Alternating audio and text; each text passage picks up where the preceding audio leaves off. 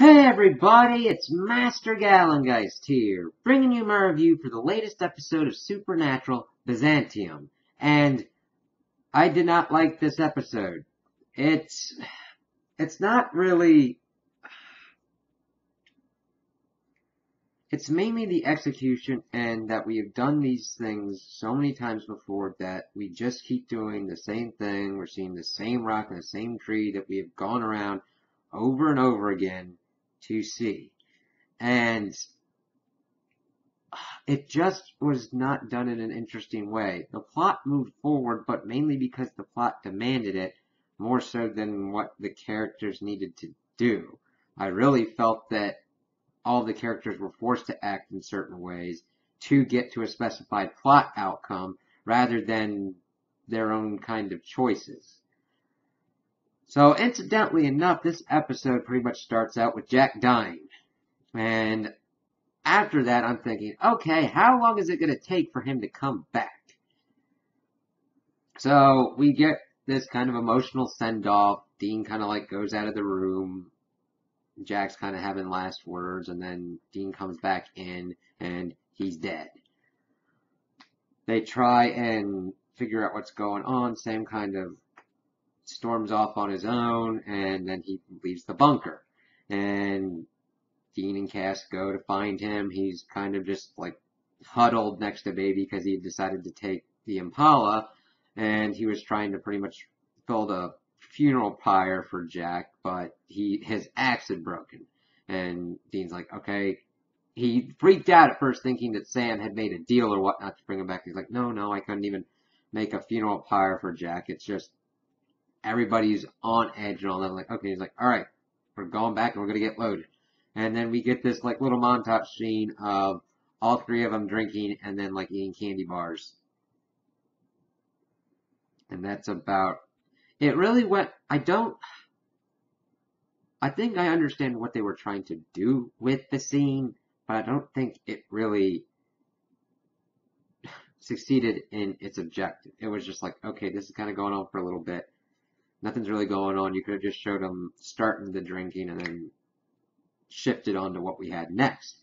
And Dean pretty much passes out. We see Sam had gone off before, and he hears them talking to a lady, and it's Lily Sunder, who was in season 12 and was linked to Nephilim kind of stuff, but her kid wasn't a Nephilim, and they were pretty much trying to see what she could do with her magic because she was using her soul to keep her alive and drawing off that as an energy reserve, and she has stopped doing that, so now she's older, and it's like, okay, that's just works out so that way you can get a different actress more than anything. I'm like, okay, whatever. So they concoct this plan to have Castiel go up to heaven, and then they're going to pull Jack's soul back into his body, and then use this spell to start using his soul to pretty much keep him alive.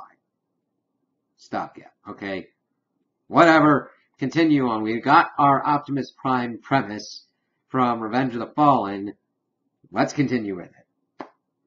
While this is going on, we have Jack in heaven, and he's in his own personal little heaven.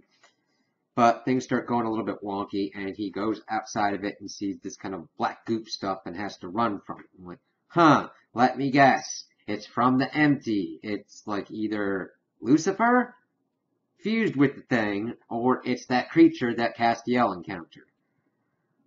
Okay, this needs to happen because plot reasons, because somebody's got to make a stupid decision to save someone else's life. Let's see, what season is this? That would be Castiel's turn this season.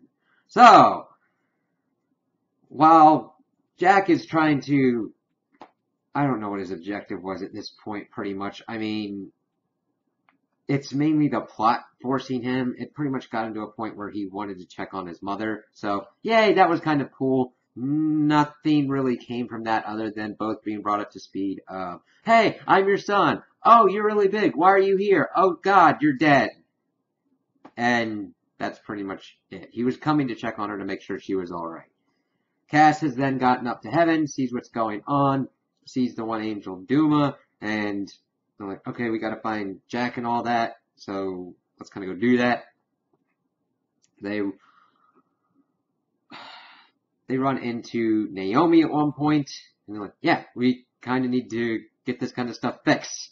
But that's like they had gotten into Jack's personal heaven, and like, oh, this is kind of cold, so we kind of have to figure it out. And yeah, the thing from the empty came for Jack, because evidently when a Nephilim dies, there's a big kind of kerfuffle of who gets it. Soul, heaven, or the empty, because it's half angel, half human. We, incidentally enough, didn't see this during the angel trials, because one of the things was that Castiel had to kill a Nephilim. But for some reason, all the gates in heaven are open, and everything can come in, and it's like, okay, whatever. So they're messing around with that. We also get Anubis brought into the mix, because Lily would only help them with her angel spells. Would only help with her spells if they could get her guaranteed to go into heaven to be with her daughter, because she's only got a sliver of her soul left. They trap Anubis. They did bring up the whole Osiris bit. I'm like, oh, okay, that was kind of cool, but the way it's like brought up, it's like, okay, because we get Sam bringing up the whole thing with his soul and all that. I'm like, yeah. Now, just bringing it up doesn't really do much. Other things need to be done with it to a degree. I don't know. It's more execution about it than anything. I'm like, oh, okay, yeah, that's kind of cool, but they bring up Anubis, because evidently he's like the back-end accountant. They check her, and of course, because she's been murdering angels and everything, she's going to be sent to hell. And they're like, okay, change it. It's like, I can't do that. That's all on you guys. Individual choice and free will, and that's your whole philosophy thing, right? So, could you let me go? And Sam's like, yeah. And Lily was about to leave because she wanted to trade more than anything. But then, of course, Sam and Dean pretty much were like, why would you want anybody to go through what you went through losing your child? And she, of course, decides to help because she needs to decide to help, so that way she can get into heaven to see her daughter as the plot demands. While we've gone through this little kerfuffle, we get back into heaven, and Castiel and Duma had to run from a empty entity possessed Naomi. They're able to find Jack and Kelly. They all have their, oh yeah, I'm sorry I failed you, But we find out that Duma has been captured by the thing as well, which everybody would have known because of all the goop and stuff that was on her. And she's like, he's mine, Castiel, and he's like, okay, you can take me instead. It's like, oh, okay, I'll take you, but only when you're at the happiest and the sun's on your face, and then I'll drag you. I'm like, woot, whatever. But they get to the pivotal points. They get Jack's soul back into his body. He says the spell. He's all good. Lily dies, and they all have their happy together. And I'm like, okay, why is it that everything needs to have a deal-wise? I mean, it can be just enough to make something really kind of difficult for our heroes to accomplish to get something. Everything being kind of a deal scenario or not, and pretty much having a pivotal moment being on a character at this point making a stupid decision. And granted, I understand Castiel's doing it to save Jack and everything like that, but all of this stuff has happened so many times over the course of so many years that it's just the same thing repeating because the plot demands it, not because the character's doing it.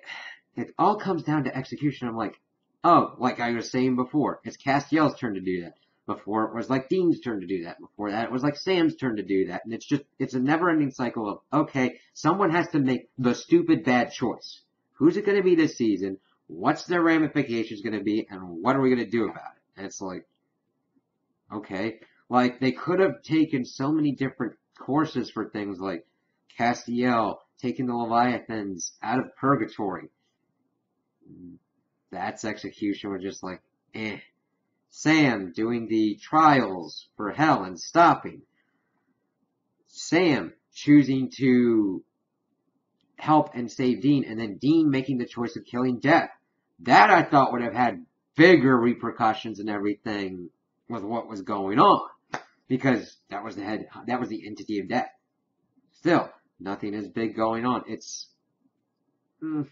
So, they gotten back. Lily had died because the plot demanded it more than anything else, and because of this act, and because she essentially brought back Jack being this good guy and essentially our Jesus kind of analog at the moment, she has now been put back onto heaven, so she's able to go up to heaven to see her daughter. And because Castiel did this, Naomi decided to give him the plot convenient information of, oh, we kind of know where Michael is. Well, she said they knew where Michael was, then kind of said that they kind of had an idea where Michael was. So now we get that story back on. No indications of what's going on with Nick, no indications of what's going on with Lucifer, no indications of the entity from the empty knowing what's going on with Lucifer, because I would have thought that that entity would have been gloating over that and being like, sorry, Castiel, you're small potatoes to me now. You might have escaped me, but I'm going to get Arch Nephilim, and I've got Lucifer in my realm now. Ha ha ha, ha ha ha, ha. You ain't got nothing on me. You would think, because that's kind of how the character was presented, but I don't know. That's what happens when plot drives characters more than their own character traits drive what's going on. I don't know. I mean, I was iffy about the quality of like season 6 and season 7, but season 8 kind of got more of an uptick. But this season has just been, there are seeds of good stories and good characters here, but then they're like, okay, now we've got back on the Michael trail. It's just, we spin one plate, and right as one's about to topple over, they try and spin another plate to make up for us noticing the wobbles and everything. And it's like, okay, how many of these are you going to keep going on for? Because we've got the Michael situation. Now we're going to have other things going on. Could the empty creature then start doing stuff? Is that thing on the level of like a Mara kind of threat? Because you would kind of think that, because